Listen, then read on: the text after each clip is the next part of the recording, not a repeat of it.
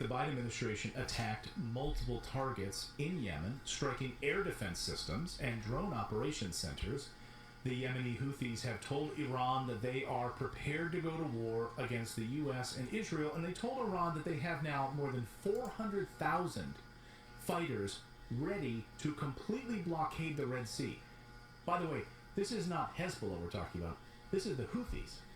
This is Yemeni soldiers right now who have told Iran they have 400,000 ready to go to completely blockade the Red Sea and target U.S. bases in Africa and the Middle East, killing American soldiers if we continue down this path. We know this, and the Biden administration has publicly talked about this. They said it's only a matter of time until Americans die. They've already admitted to this. Shalom, shalom. First, I would like to give all praises and glory to Yahweh, Ba'ashem Yahushua, Ba'ashem Ha-Rekah Kodash Ma'amath. Double honors to the elders and apostles of GMS. Shalom to Akim Al-Fatih that's pushing the truth of sincerity, and also honors to the elder, the Lionsden Camp, Harwan. Alright. So I'm bringing out this lesson because of the clip I just showed. It's another one of those things of rumors of wars and wars going on. And what just passed, man, the eclipse, it was yesterday, literally. And ever since then, man, everything's been in an uproar. Shit, people have been trying to go to war, and they've been doing that. It's just evils are going to be multiplied in the earth. It's not. It's been multiplying in the earth, but people are going to start feeling the contractions of what we were talking about at camp last Saturday. The contractions of this wicked system. The contractions of how the Lord is bringing heat to the world. And utterly to America too, and for Americans. So this is the book of Joel, chapter 3, verse 9. Proclaim ye this among the Gentiles. Right? And that's what we do. We prepare. We go out and teach among the Gentiles.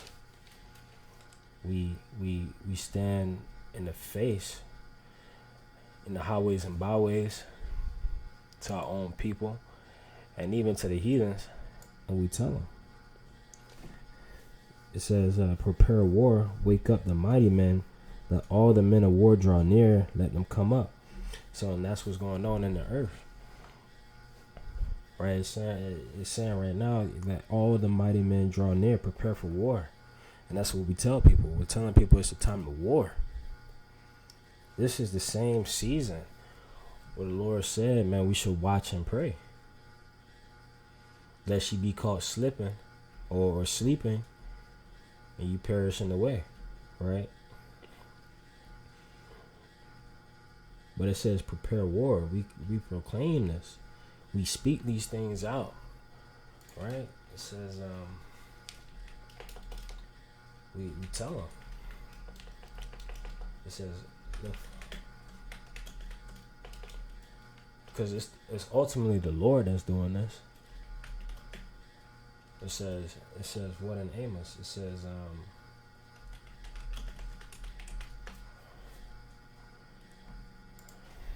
God, man, it says Amos 3:6, shall a trumpet be blown in the city, and the people not be afraid? Shall there be an evil in the city, and the Lord have not done it? God, man, the Lord is controlling all these things. Right, the Lord is making these heathens prepare for war against America. Right, it's all the Lord's doing. The Lord knows what's going on. He's the one that's blowing the trumpet. He's the one that's making them afraid. He's the one that's bringing evil to the cities. It's the Lord, man. So what more are we? We're just the voice, the mouthpiece. Right? We proclaim it. We watch, pray, and we tell our brethren. It says, trumpet, right?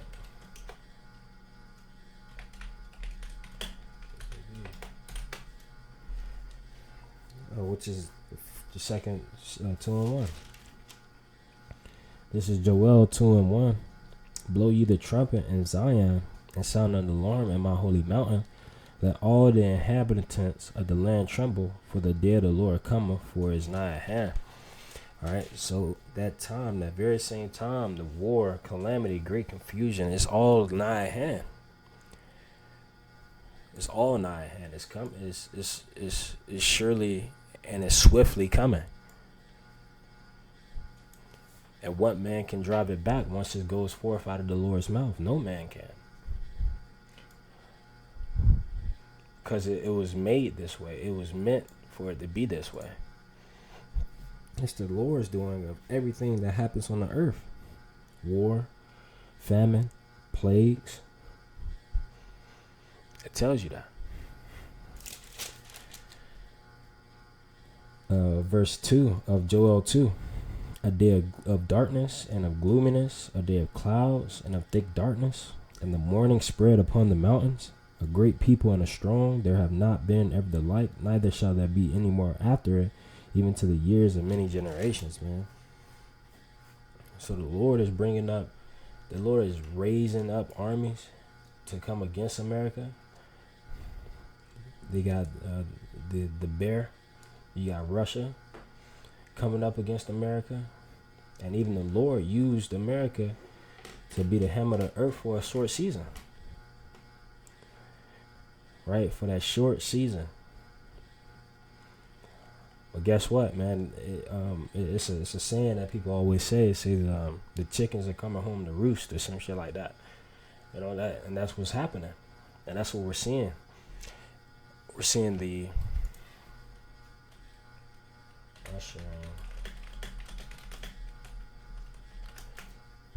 Right.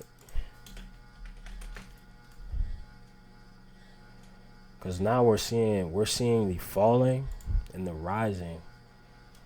The falling of Esau. Esau, KJV, right?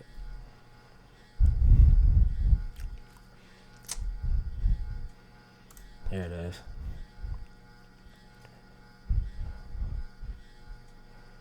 Second Ezra 6:8, and he said unto me, from Abraham unto Isaac, when Jacob and Esau were born in of him, Jacob's hand held first the heel of Esau. Right. And it was all symbolic. So first, because Esau came out first, but it said the first shall be last and the last shall be first. It said for Esau is the end of the world. Right, and that's what we're witnessing. That's what we proclaim. That's what we warn people about. The signs, man. The Lord said, for Esau is the end of the world, and Jacob is the beginning of it that followeth. So we're witnessing the falling of Esau's kingdom through war, plagues, pestilence, uproars of the people, everything, and the whole nine. The Lord is not leaving no stone untouched. And it says, when Jacob and Esau, for Esau is the end of the world, and Jacob is the beginning of it that followeth. The hand of a man is betwixt the heel and the hand, and other questions I just asked thou not. Okay. But this is back at the book of Job, chapter 3, verse 10. Beat your plowshares into swords, and your pruning hooks into spears. Let the weak say, I am strong. And that's what the Houthis are doing. That's what the Arab nations are doing. They're saying they're strong now. They're saying, hey, you're not going to come in here and steal and kill and rob, you know? That's what they're saying. You're not going to be the hammer of the whole earth. You're not going to be the hammer of the earth anymore because your shit is weak. Right? They're kind of hand-checking them. And they hand-checking them, and they following this stuff out of them, man. So there's no way in all believableness that America is going to come out on top, because it was written for it not to be. Right? Because once the Lord speak it, it comes to pass. and his words are not going to turn on him unto him void, no matter how much the heathen wanted to. It says, beat your plowshares into swords. So instead of building up your economy and everything else besides war, focusing on other areas, right? Trying to make sure their money and their finances are straight, and they're trying to become a flourishing nation, right? Instead of doing that, because they did that. They brought this up, man. The Lord made them and equipped them with the resources. He equipped them with the resources of the finance ability, the flexibility, the and even till now, man, you got the BRICS,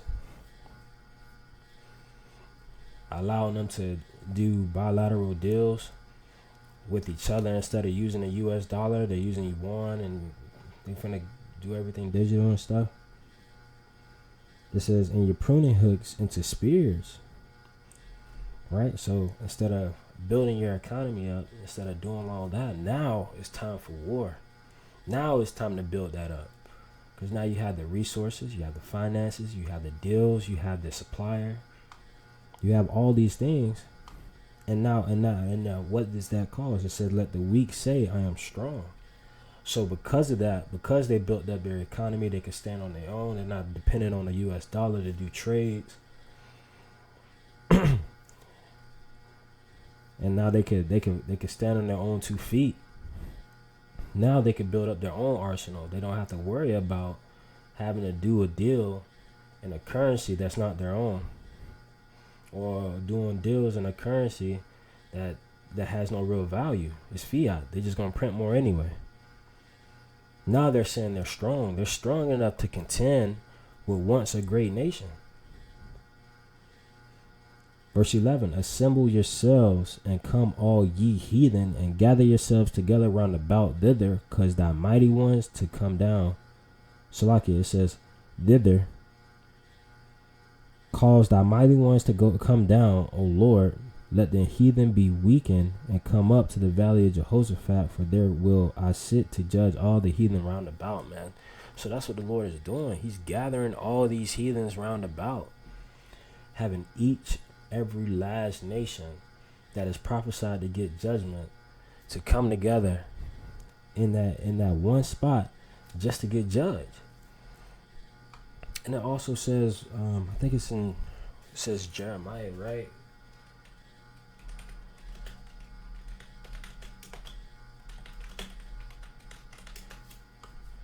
Right? Because it says Isaiah 63. So, go and grab that real quick.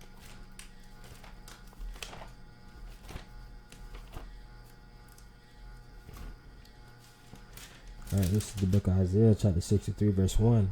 Who is this that cometh from Edom with dyed garments from Basra, that is glorious in his apparel, traveling in the greatness of his strength, I that speak in righteousness, mighty to save. Right? So that's gonna be Yahushua coming, man. He's gonna come back, and he's gonna wet his garment with blood. There's gonna be a mass slaughter. And these heathens and these other nations, they think they have the one up. They think they have the best arsenal. They think they have the best of everything, right? They think they're gonna be the ones on top, that their allegiances and their alliance, it can stop the Lord. But no, it's not. It says it's the Lord that's gonna get the final laugh in the last days, man. That's all it is to it. Right? And that's what it's about. Because the Lord said, man, he's going to gather his elect. And he's going to reap the heathen out the earth. Let me see. Let me grab that from Revelations. Right? And the great city was no, that's not it. Because it speaks about the Lord coming back and reaping. He's going to come back and reap these devils, man. He's going to I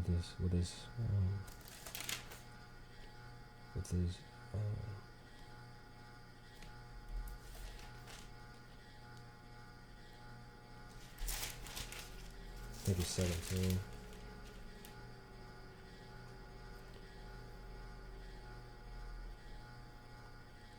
Hold on, let me grab that real quick.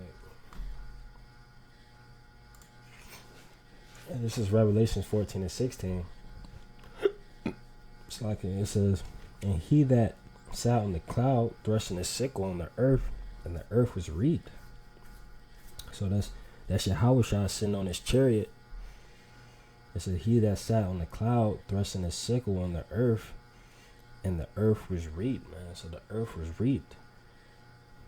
Right? The Lord came back for blood. Right? Cutting shit, man, all out mayhem. It says, and another angel came out of the temple which is in heaven, he also having a sharp sickle, right? Also doing the judging with Yahushua. And another angel came out from the altar, which had, it says, which had power over fire, and cried with a loud cry to him that had the sharp sickle, saying, thrust in thy sharp sickle, and gather the clusters of the vine of the earth, for her grapes are fully ripe. So their wickedness is going to be fully grown. And then they're going to be ripe, man. They're going to be cut. They're going to be cut off, man. So he's going to gather his wheat into his barn, and he's going to gather the wicked, and he's going to burn them up and destroy them. It says, and the angel thrusting his sickle into the earth, and gathered the vine of the earth, right, and cast it into the great winepress of the wrath of Yahweh, right. So it's synonymous with Isaiah 63. And the winepress was trodden without the city, and blood came out of the winepress, even unto the horse bridles by the space of 1,600 furlongs. So the Lord, man, he's coming back for blood. All that, man, he's gonna bind up everything